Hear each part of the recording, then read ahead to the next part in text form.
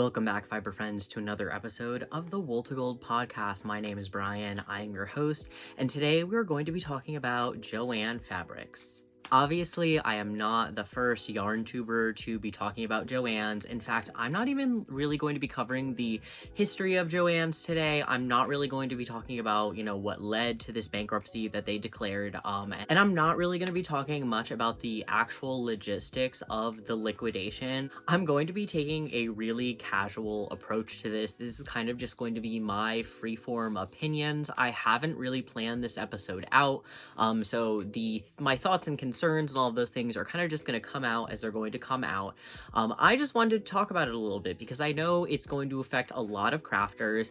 I personally don't use a ton of Joann's yarns for the items that I sell, although in general I don't tend to sell finished objects. I sell a lot more like individual skeins of yarn and fiber that you would use for spinning, right? So it's not really something that's going to affect my business per se. However, I do understand that it's going to have massive implications for a lot of knitting and crochet businesses across the US. Joann's is where a lot of people source their yarns, their crochet hooks, a lot of other materials that people use for maintaining a small business. Obviously, I'm not a massive sewist, but I do know that sewists everywhere are really disappointed that Joann's is closing. I know that their fabric selection has really dwindled in the past few years. It's become a lot more a lot of one thing, and that one thing is fleece fabric, right? We've seen them kind of minimize and get rid of a lot of fabrics that people liked. All of that being said, it was a very accessible place for a lot of people to access craft supplies.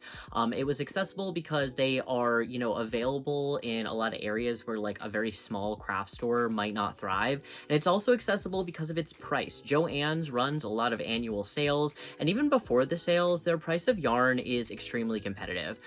I know there's going to be people who, I get this comment a lot, like there are a lot of people who are like, well, Hobby Lobby has the cheapest yarn and it's the best. Here's the thing.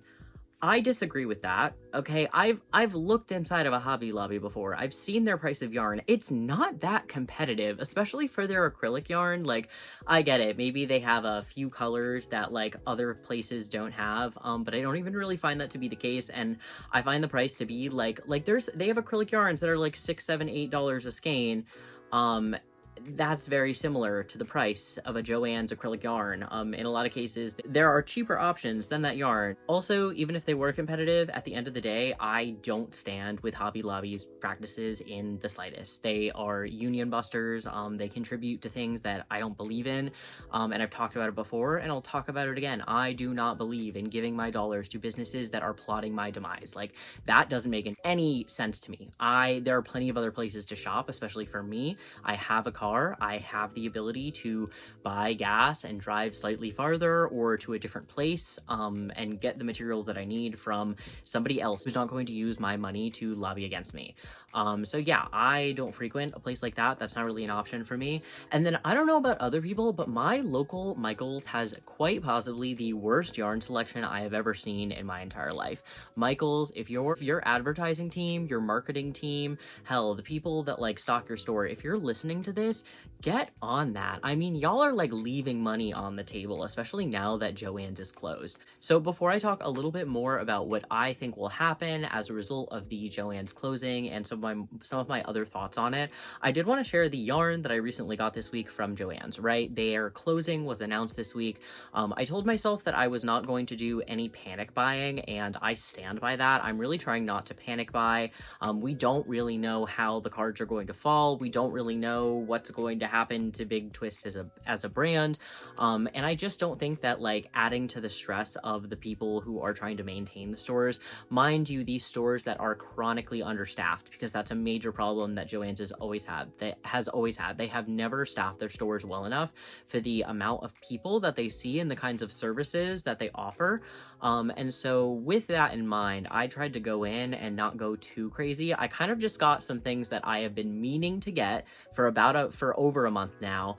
And then I also got the yarn that I needed to actually finish the blanket project that I'm working on that I just finished a major piece of, so I'm going to show you guys that as well. Some major points I would like to put out there before we continue with the video. If you are going to go to your Joann's in, tomorrow or over the course of the next few months before May, when they are all officially dated to close, please follow the following rules, okay? Do not harass the employees. Be polite to them. Don't bully them. Don't ask them about like when certain things are going to be going on sale, because frankly, like, they don't know. There are social media accounts that are specifically out there that are kind of dedicated. They're Joann's employees who are willingly kind of putting their time into going around the stores and telling you what's on sale during what week. So like, don't constantly ask those questions to the employees, because they have like other things to be doing.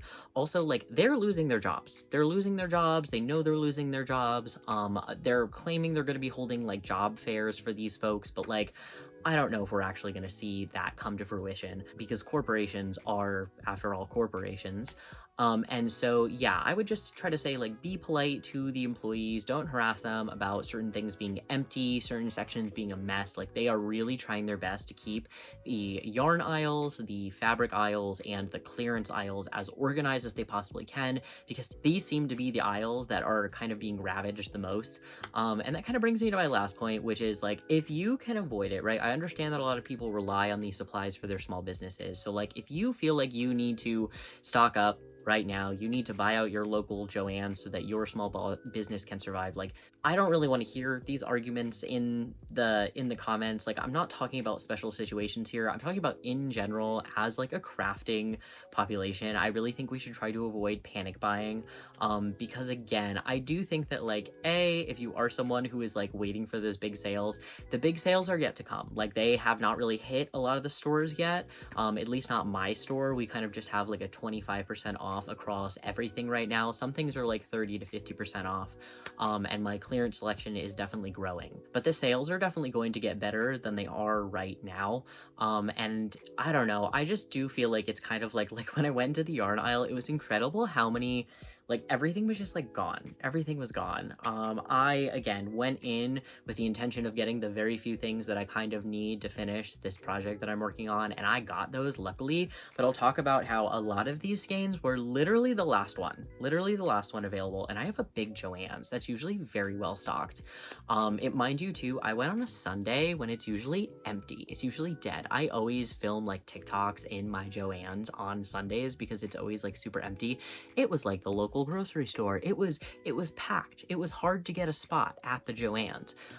Clearly it is busy. They are overwhelmed. I saw a lot of people with literally, like, when I say piles of yarns, a mountain of yarn, if you will, in carts. Like, again, that's none of my business. That's your business. But also, it feels like when we were buying up all the toilet paper, like, I don't know, I just don't know if that's like the best decision for anyone. And I'm sure that it kind of just adds to the stress of the general staff. I mean, again, I guess like they're getting business, they're moving items out of the store, but like the actual people who are working there probably don't really care about that anymore, because again, like, they're losing their jobs for sure. If you watched my last video, you already know that I cast this on, but it is finished. My little TV, turn this TV off, it has these antennas that I put a little bit of pipe cleaner in, so you can kind of like bend them and arrange them if you want to.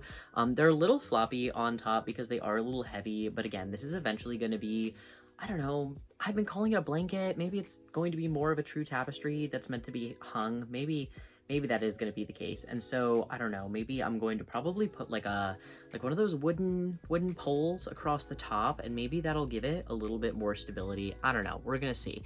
I love the way this came out though. I think it came out fantastic. I used almost an entire cake of Rave by Big Twist, and then the outside, like this edging here, and the actual text and the little button down at the bottom are all just like Big Twist value yarn in some like grays and browns that I have, because like they were just scraps that I had lying around that I kind of wanted to use. I used a 4mm hook, and the entire thing is done in single crochet. I am not really done with this project. Like, yes, this section is done, but there is going to be, essentially, it's going to be like a whole flag. I needed to pick up yarn for the rest of it, and that's kind of what spurred my trip to Joann's in the first place. So these are going to be for my stripes. I got these two big, like, I think it's a pound plus. Yeah, it says a pound plus on it. It's the Value Pound Big Twist balls, skeins, I don't know what you want to call these, but I got one in deep red and one in navy. It is a little over 1,000 yards, and I got these because, frankly, like, I want to make sure that I'm not going to run out of yarn. I don't want to have to worry about matching the lot numbers or making sure that the exact shades are matching, because I've made the mistake before of, like, assuming that a big, like, I'll grab like 4 or 5 skeins of like a big twist yarn, right? And I always assume with acrylic, like, the variation in color isn't super crazy, but with some of the big twists, especially the browns, you really have to be careful. Like, different lot numbers are literally radically different colors, and so I really didn't want to have to worry about that. So I got these two big guys. Again, these are going to be for the stripes of the project. I think I paid $7 for each of these, and they were originally a little over $11. Next up, for that same project, I also got these 3 beautiful skeins. So I have this skein. Toffee was literally the last one of the bunch. And when I got to it, the label had already been ripped off, and it was kind of just like sitting all by its lonesome. So I'm really glad that I went in, because I wanted this like color that's kind of in between the camel and the deep chocolate brown. These are just the classic size big twist value. So they're about 380 yards, 6 ounces. I think this is going to be plenty, and I'm going to have nice leftovers, so maybe I'll make another blanket project out of this. And then this is the last of the big twist value yarn that I got. So this color is called Diva Pink, but between you and me in person, it's really more of like pinky orange coral. It's so fluorescent, and I'm obsessed with it. And I've been eyeing it for like a few weeks. I've been wanting to pick up a few skeins of this. Wow, it's getting so blown out because of the color. I've been wanting to pick this up for a few weeks, and I kept saying, well, like, there's like, I can just pick it up when I need it, I went in again on Sunday, and these were the last 2 skeins of it. Will it probably be restocked by like before the big Joanne sales start to like kick off? Probably. Was I going to take that chance? No, especially like these were the last 2. My yarn section goes a really long time at my local Joann's without updates sometimes too. I'm not like blaming that on anyone. I just like am saying it like it is. And so I'm not counting on a ton more yarn stock like coming into my store. I could be totally wrong about that. But yeah, I got these 2 just in case. It was only 2 skeins. This won't be any surprise to a lot of people on this channel, but I also very happily picked up 3 more balls of, this is Big Twist Rave. So I have used these balls of yarn. I've used a lot of these, or I guess they're cakes, right? I've used a lot of these cakes. So I've used their pink and blue gradient. I used 2 of them on a blanket project that I worked on, the big DL blanket that I made. And then I used one of my 2 safety cone, that's the orange and gray color cakes. I used one of them on that whip that I just showed you guys, so I have one of them left. I really love these, and I've never been able to, at least at my store, to get my hands on like the exact colorways that I wanted. I know they have a lot of them. Anytime I've tried to order them online, my order always gets canceled. It's always a mad bummer, so I just like stopped trying. But these were still there in person at the store, along with a few other colorways. They had like the pink and orange one, which I'm not a super huge fan of, and then the orange and yellow one, which I just feel like it's not variegated enough, like the gradient isn't obvious enough. I've been really wanting this one. This one in unicorn I just thought really pretty, but there was no unicorn, so I got this bad boy. What's the actual name of this colorway? Lava Lamp? That's rad, okay? I just think these are really fun. They work up really fantastically. I got 3 of the balls because, again, they're almost always sold out at my Joann's, and these were 50% off, which I have literally never seen them 50% off before. I think they're usually like around $6 a cake, which isn't that bad, but with 50% off, they were like $3 a piece, so I scooped up 3 of them. And then the last one that I have here comes with such a story. This was such a struggle to get, let me tell you. This is Big Twist Jelly Bean, okay? I know that this yarn isn't brand new, but it was brand new to my store. We have literally never carried it. I had never seen it before. We very recently started carrying it, and every single time I saw it, the only color that was out or available was like the white with the rainbow stripe that runs through them. So it has like a rainbow polyester stripe that runs through all of these yarns, and then like a solid color base. I saw online that they had this really cool blue, and that they also had a peach that I thought was really, really pretty. So I was like, if I see them, I'm going to try to get them. Lo and behold, when I went back to the store on Sunday, okay, it looked like they had restocked an entire section. They had given it like its own like middle cap. You know how like there's end cap displays? It had its own like middle of the aisle display. It looked like at some point it must have been filled to the brim, but let me tell you, it was so empty. There was a few of the white skeins, there was the most of the white left still, and then there was literally one peach skein left and these 3 blue. Okay, I snatched these up so quick. These, just like the other Big Twist, the Big Twist value that I got was 25% off, so it wasn't anything super crazy. I just think these are really cute. Like, I like the little color change that goes through it. And I do think that like polyester is a really, really sturdy material. Personally, I think that it kind of holds up a little bit better than just like acrylic on its own. And so I do think, oh, also the name of the color is Superman Ice Cream, which I think is delightful. I almost forgot to mention that. Superman Ice Cream, so cute. Also accurate, does remind me of that.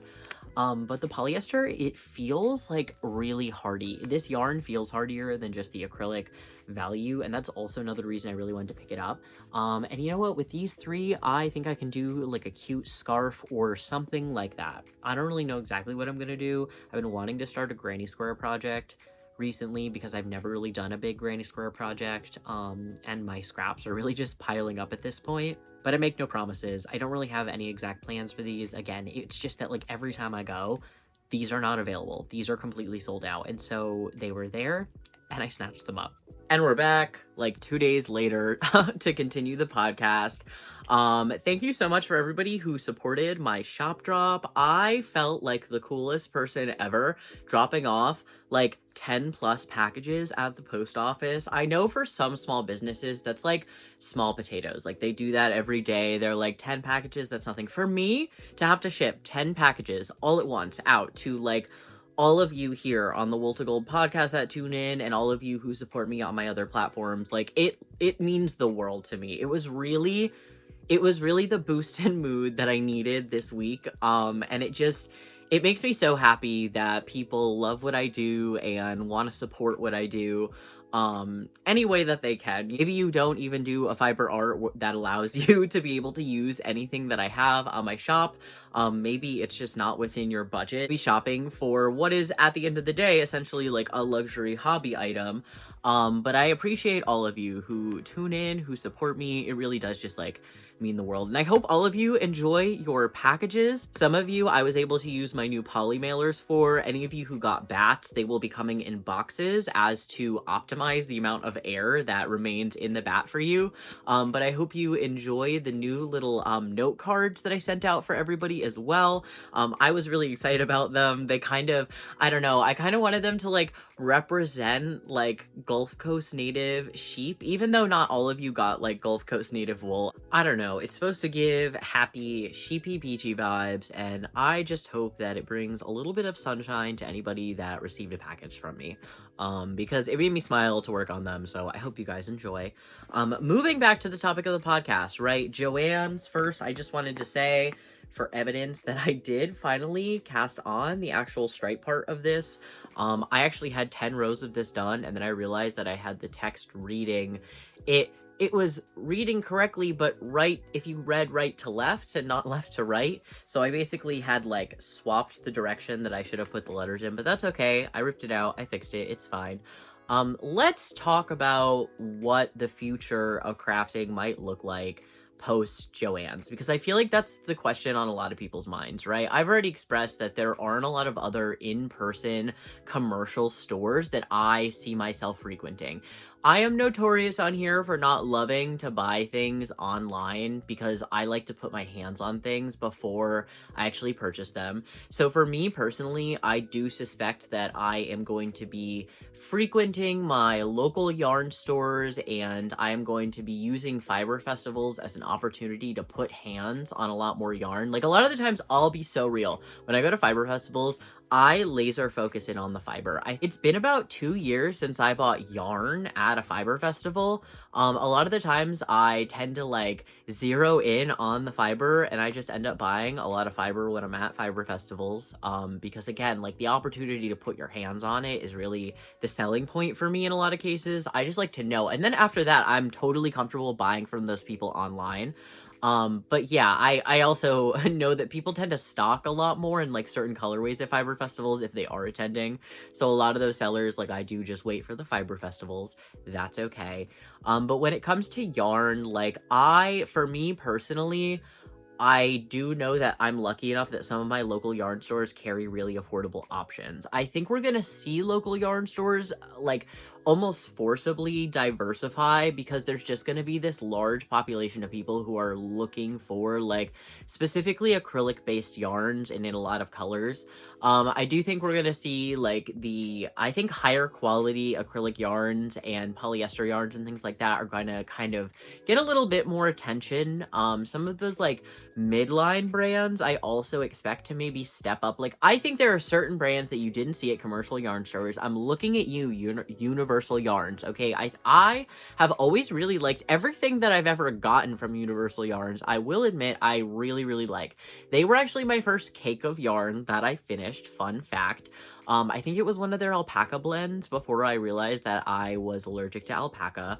And so I don't know. Personally, I think that some of those brands will definitely step up and try to have more of a presence in those local yarn stores, because even though people have historically felt that local yarn stores, LYSs, are a little bit out of their budget, I think that, at least in my area, right? And I live in the Northeast, where, like, people be bougie. People be really bougie here, and they can shell out for yarn. I have seen people drop a cool grand in a yarn store like it's not even a problem, okay?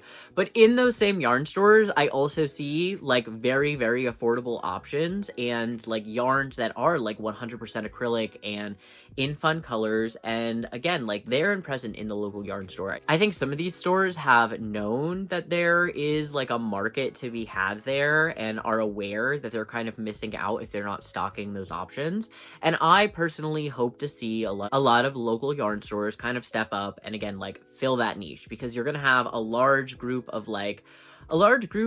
craft supply list people. Like, I do expect there to be a lot of companies that try to use this as an opportunity to become, like, the next go-to option for craft supplies.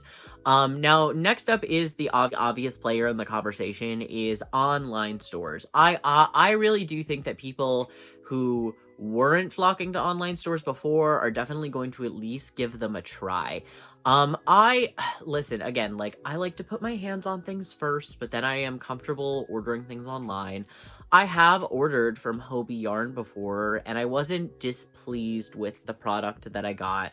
I just think, at the end of the day, I'm not somebody who likes to buy a lot of things online or over the internet. I have been accused of being a bit of a Luddite in the past, and, like, I will accept that criticism. I don't know. Everybody has different preferences and things like that. I totally understand that for a lot of people, these online sources are the only real affordable option left. And so I'm not like, don't take my personal preference as a mark of shame in any way, shape, or form, because, like, again, I just mentioned, like, I've bought from Hobie before, and I probably will in the future. It's just not my favorite. I don't get the same joy or excitement personally from shopping at a lot of these, like, online only options, and so I don't personally see a lot of my dollars going there. That being said, I do expect these giants that are kind of dominating this online craft space to only get bigger and start offering more options to maybe fill the market niches that are now leaving if we are seeing the end of Big Twist. All right, so this is definitely going to be the most opinionated and, again, arguably the most controversial part of my video. I'm very well aware of that because people have a lot of feelings about Joann's. I have a lot of feelings about Joann's, and I'm really going to try to cover all my bases. So before you, like, jump into the comments and get super annoyed at me, this is what I have to say. Did nobody else see this coming? Like, here's the thing about Joann's, is that they're not a good company. And here, I'm going to cite multiple ways in which they are not a good company, okay? They don't treat their employees well. I know a lot of people who don't like shopping at a lot of the big craft stores at all because they don't treat their employees well. And while I don't want to see those employees lose their job because the company literally goes out of business, if people stop shopping there because you're bad at fulfilling the need that they have, which brings me to my next point, like Joann's and like Michael's and Hobby Lobby, all of them fall prey to like the whole like decor thing and not actually catering towards crafters. Like, you could be using so much more of your store space to actually stock things that more crafters would buy and would come in for. I'm looking at you, the Joann's fabric section. Like, can we stop? If they would have stopped it with the fleece, maybe they would have stayed in business. Like, and that's the thing too, is that they don't listen to their customer base at all, I feel like, when it comes to what they stock in the stores or craft supplies, or, again, what they stand on. So, like, not only do they treat their employees poorly, but I personally have beef with, like, the union busting actions that they have taken in the past.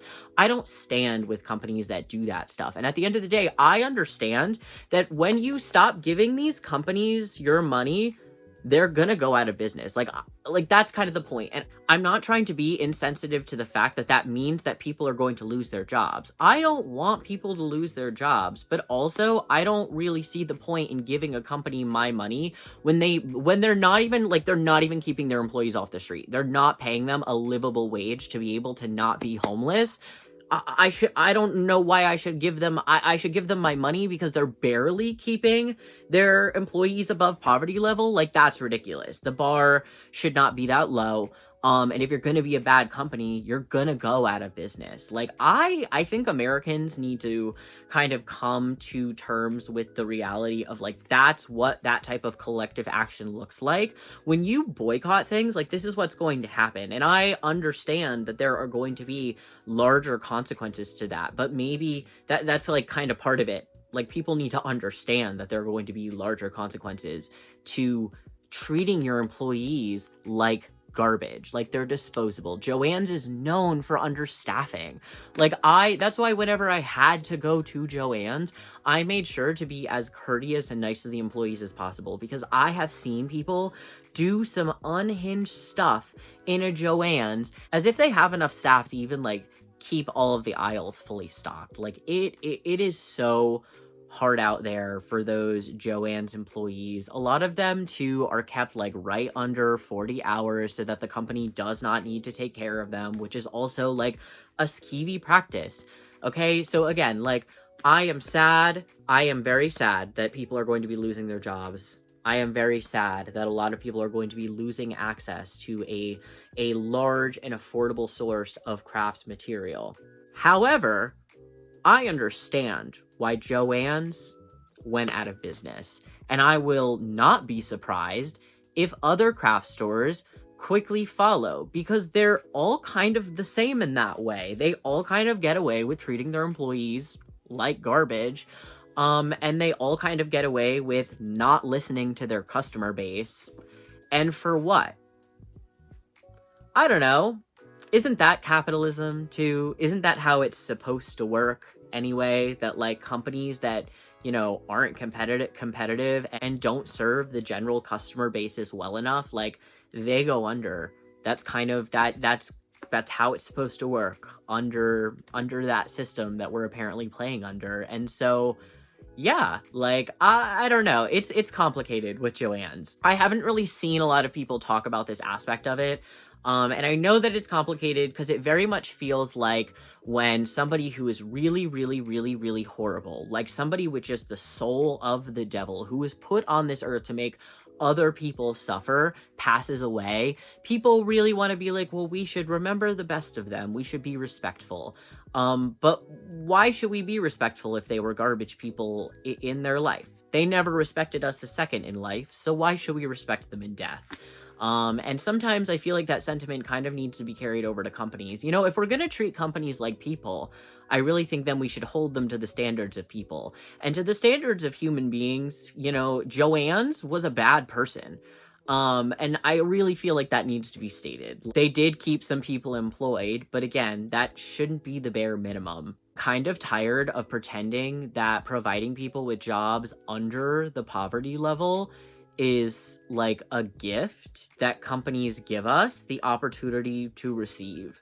That's ridiculous. That doesn't make any sense to me. And yeah, I think that's all I'm gonna say. I think that's all I'm gonna say about Joanne's. I'm gonna edit it. I'm gonna put this out. I know that this might not be the popular feelings and opinions and takes to have about Joanne's.